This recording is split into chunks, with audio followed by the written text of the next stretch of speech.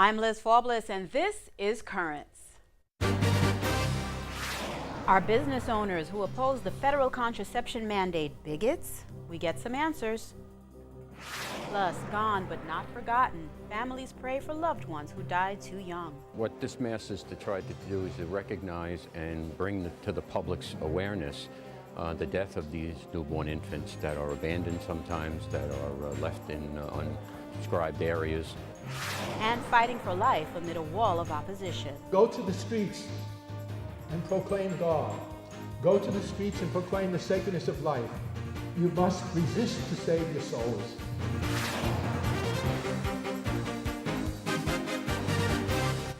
Good evening, and thank you for joining us.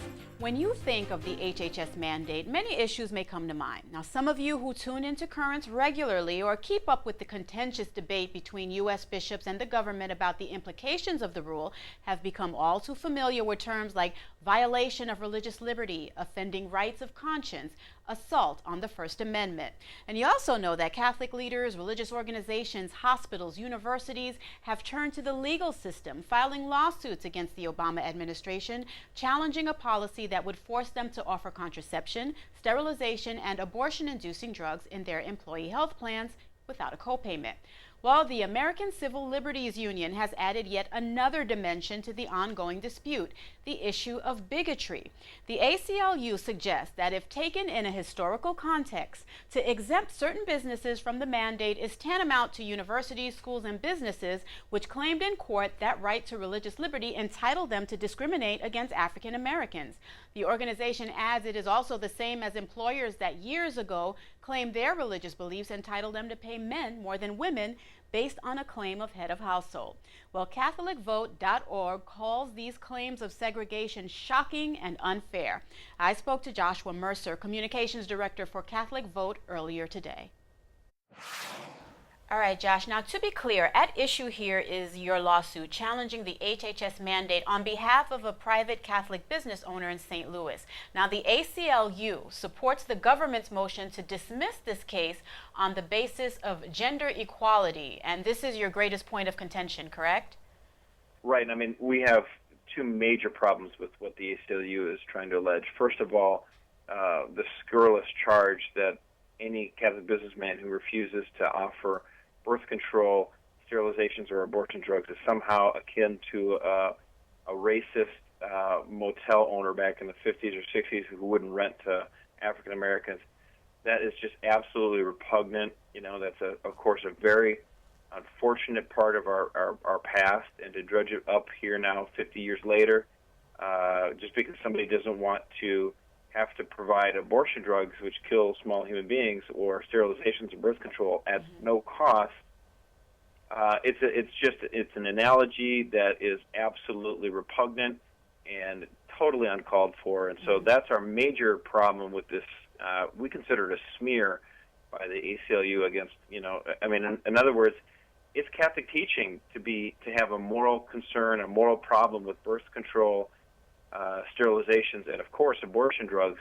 And if you're just going to equate everyone who holds those Catholic teachings as a bigot, like this business owner Frank O'Brien, then aren't you saying the same about Pope Benedict and Cardinal Dolan? Are you calling them bigots as well? Is every Catholic a bigot? And Josh, I also want to say, from your point of view, while you do find this outrageous, the concern is, as we discussed, that courts do look at these amicus briefs, like judges do review them. So there is a concern that it could have some impact and it would not be in your favor.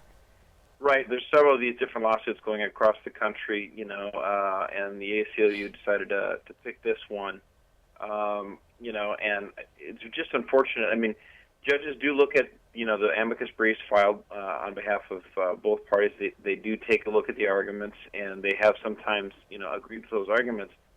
And what they're trying to allege is that it would somehow, violate rights, as you say, if it did not offer it. Frank O'Brien already provides great health care plan, for his employees. So the question isn't is he providing it or not. The question is can the government force him to provide things which he considers totally immoral? And the ACLU is saying, it minimally, if at all, unquote, burdens our rights of religious liberty. Yeah, Minimally, I did see that. I did see that in the brief, that they did say that it was a minimal effect to religious liberty. And I also did see that they argue that the ability to have full control over reproductive lives and to be able to decide whether and when to have children is an important component of gender equality. Now, do you disagree on the basis that they have made this a contraception issue? Because I know you've said this is not a contraception issue, this is a religious liberties issue. well, I mean, if they're trying to state that, those things are necessary in order to have, full reproductive rights, what exactly does that have to do with forcing, employers to provide it in healthcare benefits? Obviously, sterilization, birth control pills, and abortion drugs, unfortunately, certainly abortion drugs, that's the most awful. All three of those things are perfectly legal. Anyone can purchase them if they want to. The question is, on an unprecedented power grab by the federal government, can the federal government force every employer in the country practically to have to provide these services, in their health care benefits, but they're going to drive out the cost? And they're not only provided, they're provided for absolutely free. I think it's just a way for President Obama to win over votes. It's got nothing to do with really trying to improve health care. He's just trying to win votes in a tough re-election campaign. And he thinks, well, who cares about who's sympathetic with businessmen or Catholic archbishops? Let's just go ahead and push for this bill. And the point is, no, absolutely not. The First Amendment protects the free exercise of religion. It protects the rights of conscience of people, and we think this is just a humongous overstep by the federal government to try to and we don't think it I mean, again, I want to remind your viewers, Frank O'Brien has been providing wonderful health care for his employees, and this regulation isn't actually going to improve things. It's just going to drive up the cost. We think it's unfortunate. I'm sorry to interrupt, Josh, but I really want your opinion on this in the time that we have left. Does this St. Louis company's case against the government, as well as the dozens of others now in litigation, open the door to countless anti-discrimination suits on claims mandated by a religious belief, which is yet another claim that the amicus brief by the ACLU is making? Do you agree?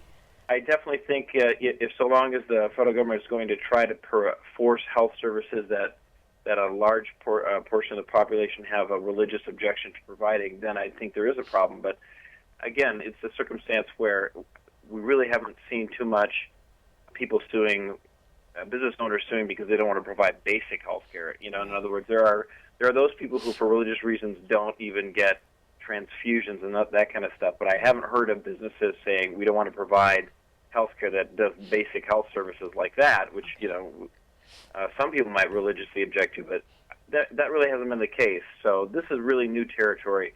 And again, it's a fight that was brought to us. So this is just a response to make sure we can continue to go about the way we were doing business beforehand. All right, Josh, thank you very much. And I do understand you are preparing a formal response that may go out this week. We'll be very interested to talking with you about that in the future. But thank you so much for joining us today. I always like talking to you. It was a pleasure to talk with you and to let your viewers know about this important case. All right, Josh, thank you. Stay tuned. The day's top headlines after the break.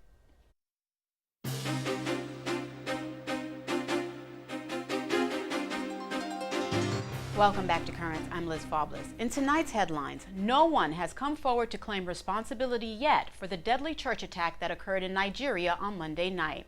19 were killed when a gunman shot churchgoers in the state of Kaji. The attackers shot at a Bible study congregation, killing the pastor. Boko Haram is suspected to be behind the attack, as members have carried out similar assaults on churches in the past. And in other news, Catholic Latinos are now examining a threatening political landscape. Over 100 Catholic Hispanic leaders will be gathering in Miami at the end of the month to defend religious freedom, among other topics in modern-day America. Some noteworthy individuals that are scheduled to speak at the event are Archbishop Jose Gomez of Los Angeles, Professor Robert Destro of Columbus School of Law, Supreme Knight Carl Anderson of the Knights of Columbus, Superintendent Alberto Vasquez Matios of the Diocese of St. Petersburg, and National Review online editor Catherine Jean Lopez. Now, this conference will be a critical opportunity for lay Catholic leaders from across the U.S. to find answers in today's threatening political landscape, said Robert Aguirre. He's president and CEO of the San San Antonio-based Catholic Association of Latino Leaders. Well, are you part of the I Thirst movement? What is the I Thirst movement? Rome Report explains. Mother Teresa died on September 5, 1997, but her legacy is still felt today. The order she founded in 1950, the Missionaries of Charity, continues to grow in followers. In her work of serving the poorest of the poor, she has been joined by priests, members of religious orders, and in the past 6 years, laity. Their movement is called I Thirst, and they just had their first international meeting in Rome. We want to be part of your charism. We don't want to just be co-workers and collaborators, but really we want to be in it, sharing it in the grace. Because to be part of I Thirst movement, it's not only do something and say something, but to belong to Christ. Among its members is the lawyer Juan Emilio Suen. At 16 years old, he left his faith, but then renewed it when he was 21 during a volunteer trip with the Missionaries of Charity in Romania. He says the trip helped to change his life. He attended retreats to consider becoming a priest, but found his vocation lay elsewhere. 2 months ago, he married Nuria Medina, also from the movement I Thirst. She's a nurse and had the same concerns as Juan Emilio, until she realized she was meant to marry him. Love begins with your family, those closest to you. Mother Teresa always said that sometimes it's very easy to love those who are far away and very difficult to love those who are close. So every day Nuria loved me as the poorest of the poor, and I try to do the same for her. I needed to go back to my family, my workplace, with people that I have near, which is where my struggle was, and I found Juan Emilio. With him I realized that everything was better. During their honeymoon in India, they visited the tomb of Mother Teresa to thank her for her work and helping to bring them together. The Pope's support for the Knights of Columbus shows his support for religious freedom. Those words from Baltimore Archbishop William Lori. The Pope recently publicly sent a message of encouragement to the National Convention of the Knights meeting in Anaheim, California. The Knights have been among the most vocal opponents of the federal mandate, which requires employers to offer health plans that pay for sterilization and abortion-inducing drugs. I believe the Holy Father is making that abundantly clear, that the defense of religious liberty has to be a primary focus, stated Archbishop Lori. Well, to internet news now, where a website begins a Year of Faith countdown. Rome Reports has the details. To celebrate the 50th anniversary of the opening of Vatican II, Benedict XVI will proclaim the Year of Faith on October 11th. It's meant to be a time for Catholics to study and better understand faith. This clock shows the countdown until the beginning of the thematic year. It's located on the website that was created by the Pontifical Council for the new evangelization. It's meant to provide a meeting point for all those taking part. Here one can also find some of the main messages by the Pope, including his letter Porta Fidei, which was used to call for the Year of Faith. The site also offers the original text of Vatican II in 12 languages, as well as an online catechism and the text and videos of the main catechist by Benedict XVI. There is also a calendar with the major events being held around the world this year. It explains the mission of this young Pontifical Council for the new evangelization, which was founded in 2010 by Benedict XVI. The site can be viewed in English and Italian, with more languages to come soon. The Year of Faith can also be followed on most social networks such as Facebook and Twitter. And finally tonight, the rich history behind the Pope's summer home. It's a history that has been centuries in the making. Saverio Petrillo is the director of the Pontifical Villas at Castel Gandolfo and has worked at the villas for 50 years. He recently told CNA that Castel Gandolfo has served as a papal retreat since the 17th century. Back then, Pope Urban VIII used the facilities, and so have 15 of the last 31 popes. Now, one notable part of the home is a portico that possesses smokestains dating back to World War II. When the Allied troops landed at Anzio, the Holy Father welcomed around 10,000 people who will found refuge there, Petrillo said. Well, stay tuned. There's more currents after the break. Coming up, a mass of remembrance for those in the Book of Life. We are truly honoring all the children who have lost their life right to live among us.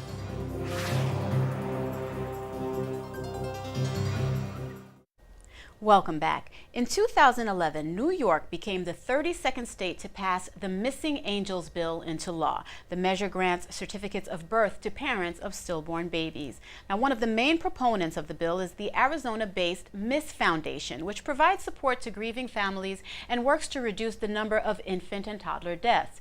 And a legislative advocate for the Miss Foundation was one of the driving forces behind a mass for stillborn children, many of whom are buried on Hart Island in the Long Island Sound. The mass took place this past Monday at the Church of the Holy Innocents in Manhattan.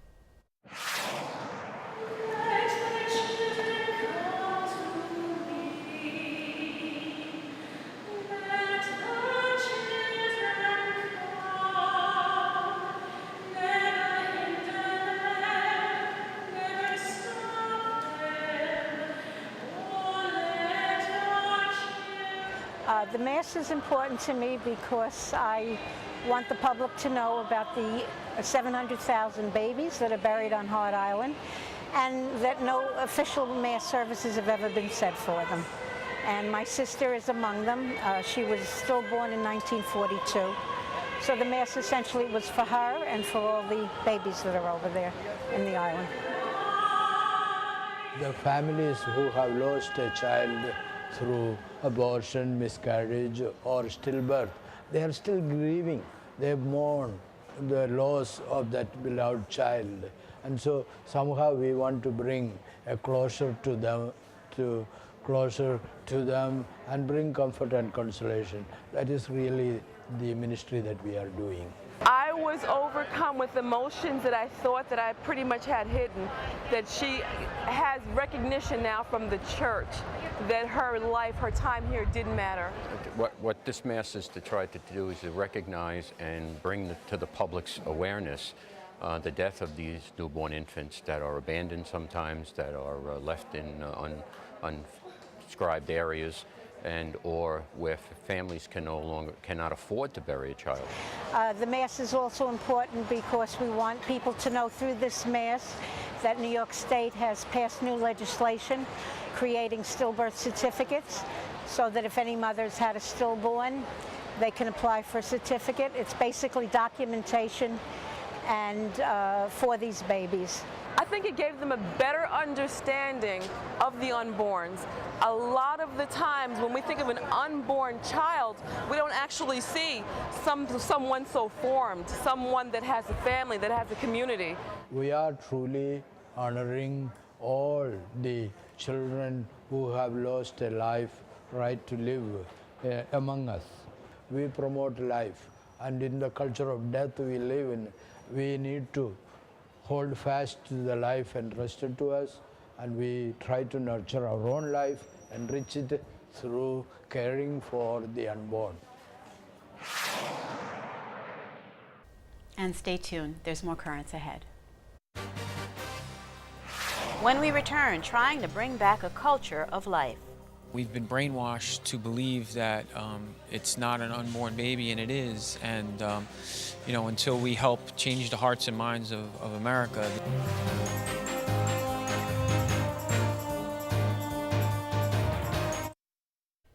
Finally tonight, he's been at the center of the Right to Life movement for many years. Monsignor Philip Riley has taken the fight for life to the streets of New York City, starting the pro-life ministry Helpers of God's Precious Infants more than 20 years ago. What began here in the Diocese of Brooklyn has grown into a worldwide effort.